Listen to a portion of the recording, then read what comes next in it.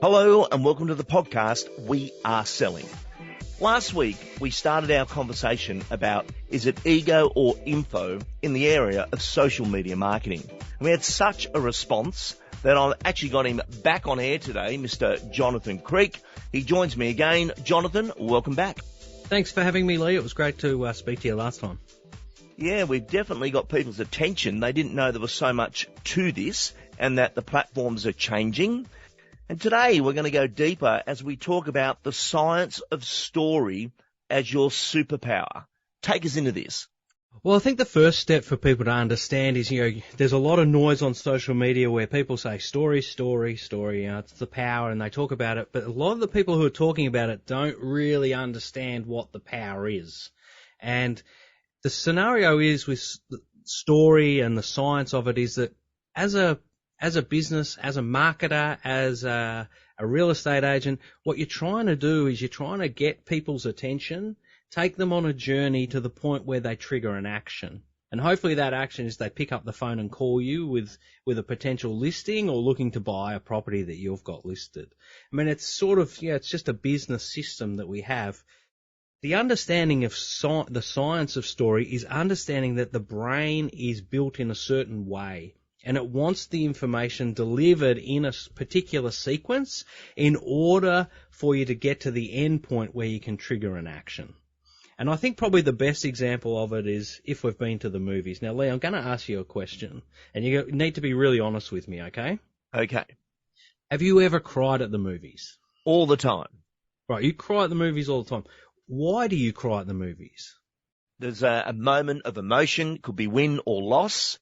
Quite often it's triumph, I suppose. I cry at The Voice, Jonathan, when I'm watching The Voice and I hear someone sing. So, yeah, it's that moment of winning. But when you go back to the movies, the people in the movies, they didn't really win and they didn't really die. They're actors who are getting paid tens of millions of dollars to pretend to do it. But your brain doesn't see it that way, right? 100%. And this is the science and the trick to storytelling, is that you can get the brain into a position where it actually believes what it's watching is real. And that's the key to science. So if you've got to move people into this sequence where they think that something's real and then it triggers a response. Now in movies, it triggers crying. It can also trigger laughing. It can also trigger people jumping out of their chairs and cheering. It's flicking that switch that's deep in the brain that then allows a physical response. And that all comes from emotional build-up. Now, the journey to emotional build-up is a tricky one. Now, if we go back to one of my favourite movies, Raiders of the Lost Ark, we don't really care that much for the people who die at the start of the movie. There's no emotional buy-in. They die and you go, well, they die. But near the end of the movie when people die, or if you go back to a couple of the Star Wars movies, they like someone to die at about 3/4 of the way through. We actually really care. And it's because during the movie journey, we've built up an emotional connection to these people, an emotional buy-in.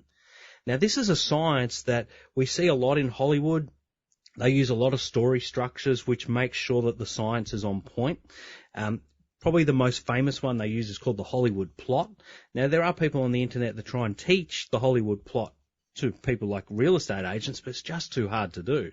If you've ever been in a Hollywood movie studio, there'll be 30 writers sitting there, and they're all focused on like 10 minutes each, making sure that they get that science right. But if we go back to Aristotle and the ancient Greeks, he made a much easier story framework which also taps into the science of the brain called the 3-act play.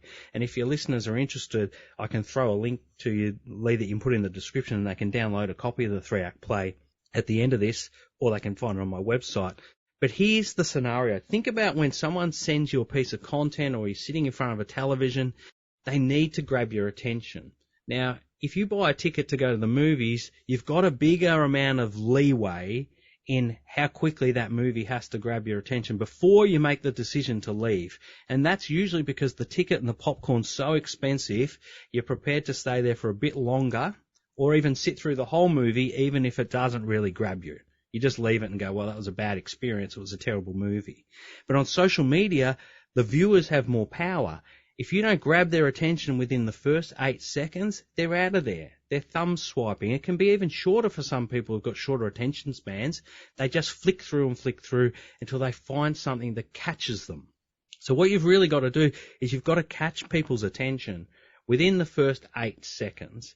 Now, once you have their attention in that first 8 seconds, you've only got that 8 seconds to open up what I call a curiosity loop.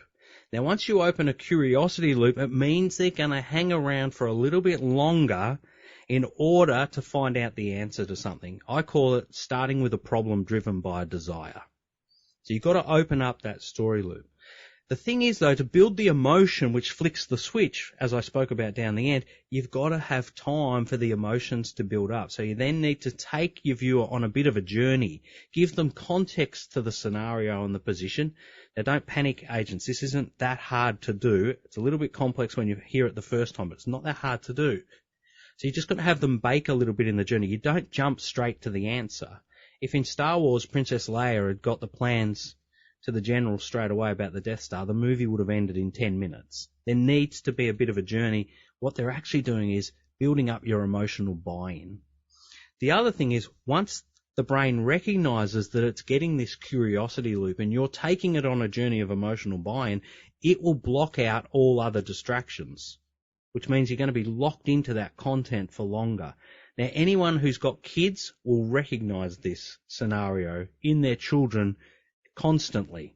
Now, for me, it was me sitting in front of the television watching cartoons as a kid, and my parents would walk through and say, hey, you've got to go get ready for sport. We've got to go in 10 minutes to get to the footy ground. And they'd come back 7 minutes later, and I'd still be sitting there in front of the television, and they'd raise their voices and yell at me and say, come on, Jonathan, you've got to get ready. We've got to go now. You're sitting there in front of that television.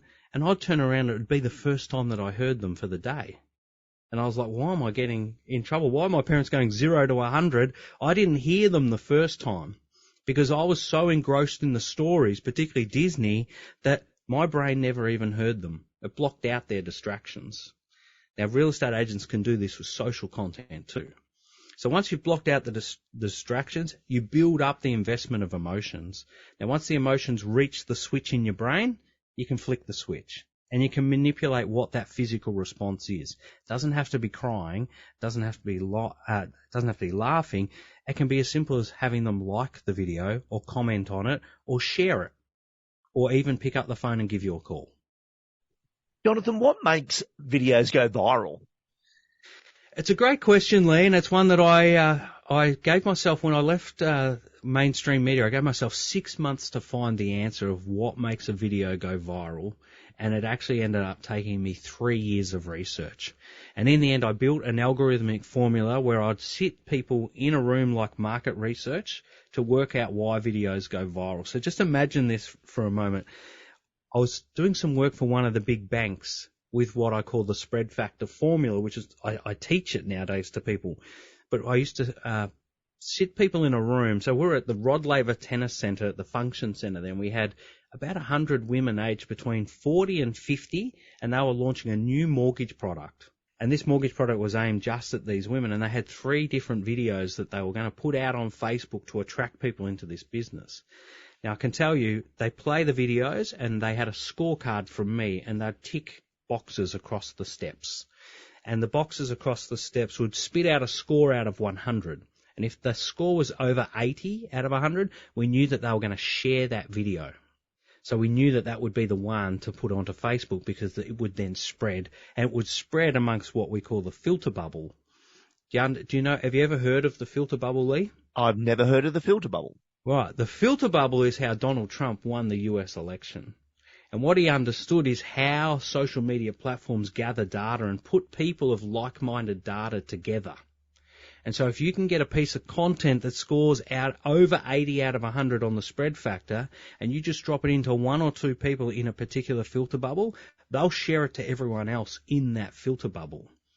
And so rather than Donald Trump going out there and trying to win everyone's votes, he just went out there to find big enough filter bubbles so he could win enough votes. And if you watch there's a documentary on Netflix about a company called Cambridge Analytica. And if you search it up, you'll find it. And it talks really deeply about how this company did it. And what that was all about was it sort of ties into the research I was doing, is that if you can find these like-minded people and trigger them in the same way, they're going to share and spread that video.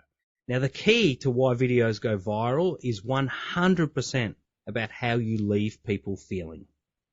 And we spoke about it in the last episode when agents are making ego versus informational videos. If you're making ego-based videos, think about how are you leaving them feeling if you're there spruiking about how good you are. Yeah, this is very, very important. And, you know, if we have a scenario or an example now that we want all the potential home sellers who know all the potential home sellers who want to prepare the home for the market, sharing the videos that you are in the channel of, how would you create that filter bubble for something like that? So you build it up over time. So here's the problem with agents and how, well, people generally who use social media for business is on the weekends they don't. So you've got to understand that these social media platforms are purely data-driven machines. They're just gathering data on who interacts with your content and who doesn't interact with your content. And so if you think about having a video that you put out to 10 people, and Facebook, for example, Facebook, out of those 10 people, will choose one person to have a look at the video first. And if that person scrolls straight past that video, it won't show it to the other 9. But if that first person does watch the video, and then you can trigger the emotional buy-in in them, whether you get a like, a comment, or they share it to their friends, that then triggers the edge rank in Facebook to say, hey, this is a good piece of content for this data set of human. And so then it will find the other humans in your 10 that are more likely to interact with that piece of content again. Because you've got to understand their game. Their game is to keep more people on Facebook for longer so that they can serve up more ads. They've got too many ads already, Facebook, so what they're looking for is content that engages data sets.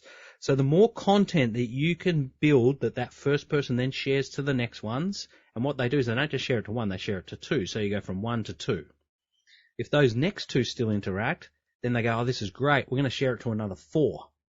And so all of a sudden you've got 7 people out of the 10 who have seen it, and then it stops. They don't share it ever to 100%. And the more you do that, the cleaner your data gets. The problem that we have, and the problem that I have with the agents I work with, is that they're really good Monday to Friday in cleaning their data for a platform like Facebook, and then all of a sudden they'll just throw in random stuff over the weekend that dirties the data. So we have to have really strong, we have to have really strong conversations about, you know what, you've got this asset of social media, you've got your 1,000 friends and followers, and they're all living in houses, so they're all potential clients.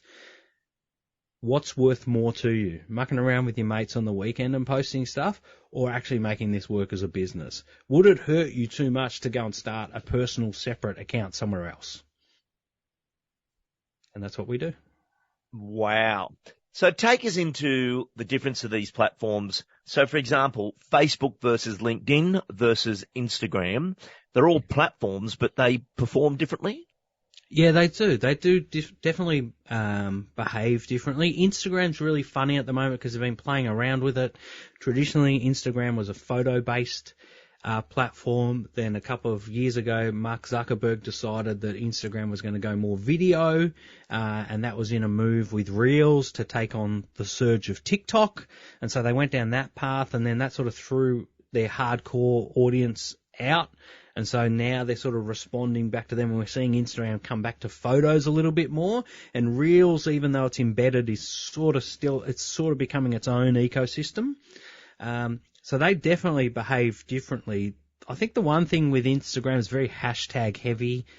So don't be afraid to use hashtags in there. But my tip with hashtags on Instagram would be you've got to not use the same hashtags every time. If you've just got hashtags saved in notes on your phone and you copy and paste them into the first comment, or you copy and paste them into the actual description of the text, and they're the same every time, these algorithms are so smart. They know that you're being lazy. They know that you're just trying to hack the system and get a few extra cheap views or exposures.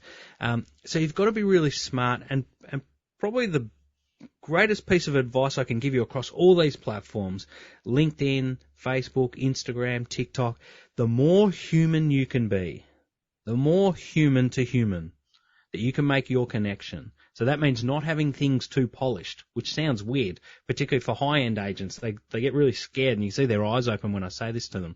The more human to human you can be, the better off you're going to be. So a lot of these high-end agents, Lee, they'll say to me, I'll be telling them, look, you've got enough pixels in your pocket. You can just use your phone for these videos. Like, just sit in your car and talk about this topic. You share your expertise, and they'll be like, no, I need a camera crew. I need a sound guy. I need to spend money on this video for it to be good. I can tell you, my research into viral content very quickly indicated to me that money wasn't the way to win. And the reason that I learnt that lesson is I produced the greatest viral video no one ever shared. That's my claim to fame. I've written a book. I've done a TEDx. I've traveled the world speaking on stages. But my greatest claim to fame, because it gave me this light bulb moment, was I spent a lot of money creating the greatest viral video no one ever shared. I posted it on Tony Abbott and Kevin Rudd's Facebook pages. It was in the height of WikiLeaks. People who have watched it have gone, yeah, that is an amazing video. It's probably the best piece of filmmaking I've ever done. But it's not shareable.